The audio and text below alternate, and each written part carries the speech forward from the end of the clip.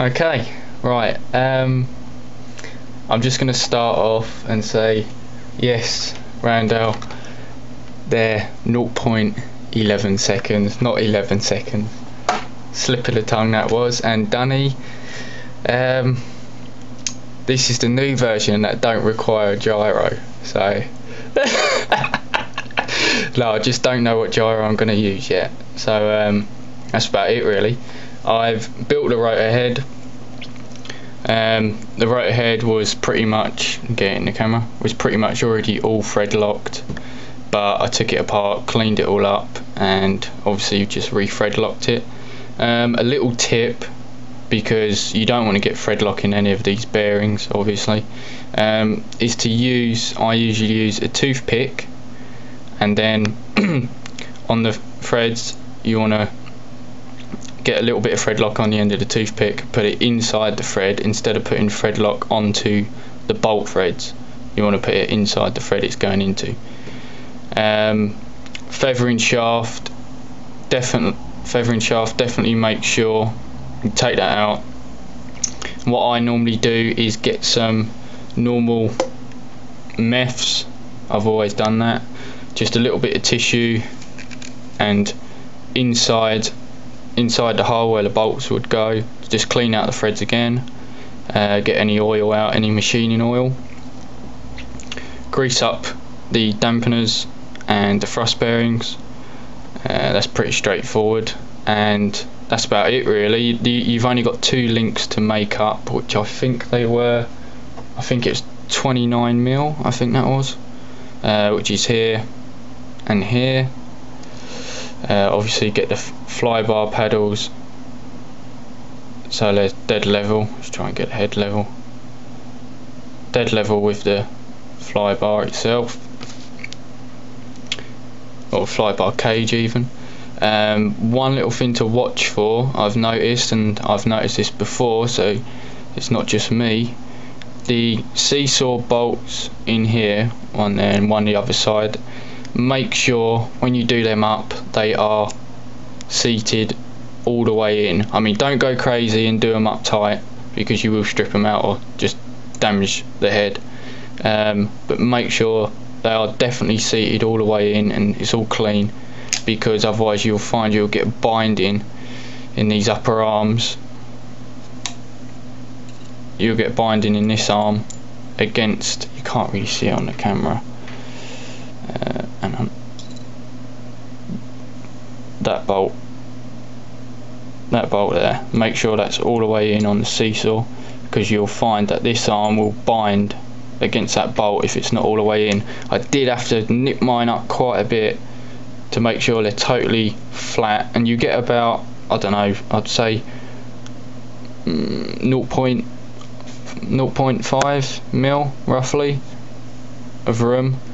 That is about it on the rotor head. It went together fine.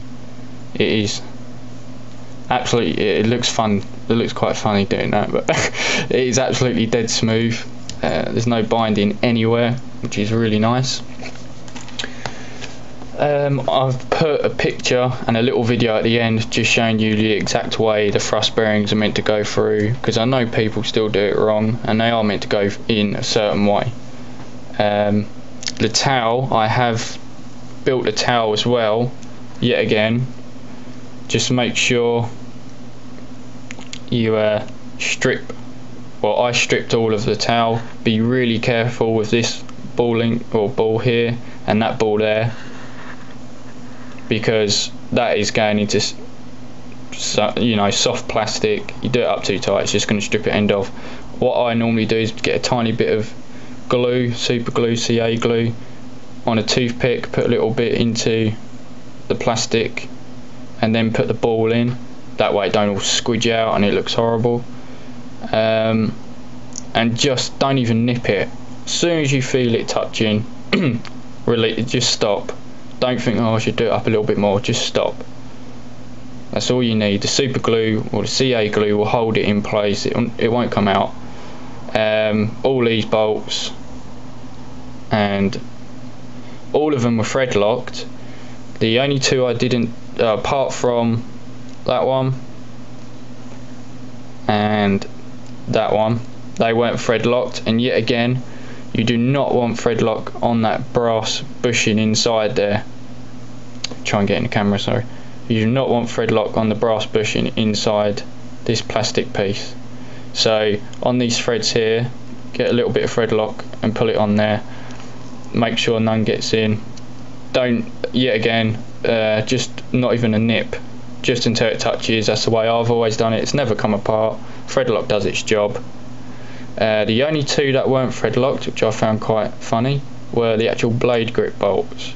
So I took them out, yet again got some mess, cleaned all the machining oil out, and slightly nip them because they're on bearings. You don't want to damage the bearings, and it moves silky smooth.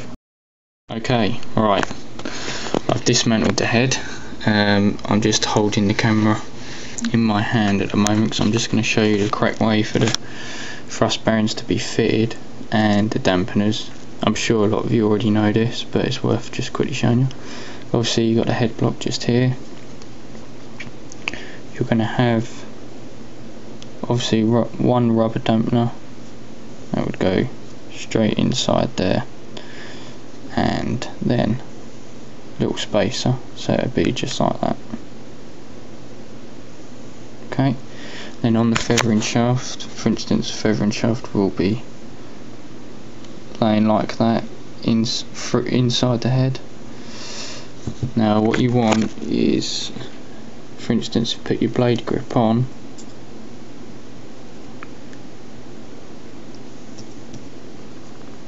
say like that, just roughly.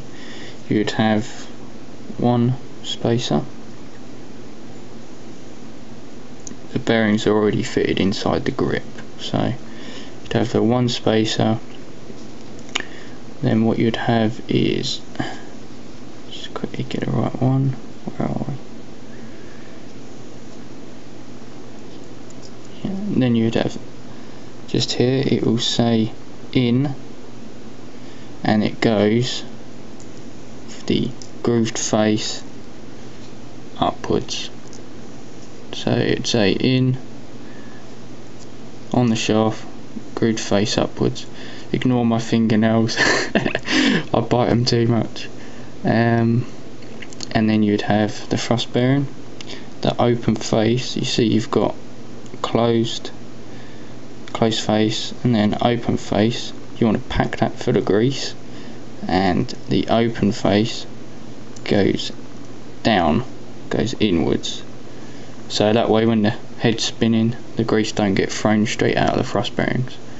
And then the last one, this one should say out, which I'm sure it does. You can just about see that, maybe. It says out just there. The grooved face, you want that going down, so it'll point downwards. And then pretty simple, you have one last little washer, and then your feathering shaft bolt. Now I will say, make sure you clean the inside of that feathering shaft out, because there's going to be machining oil inside there, and clean these bolts, because you don't want this throwing a blade grip, because you won't be happy. And that's pretty much it.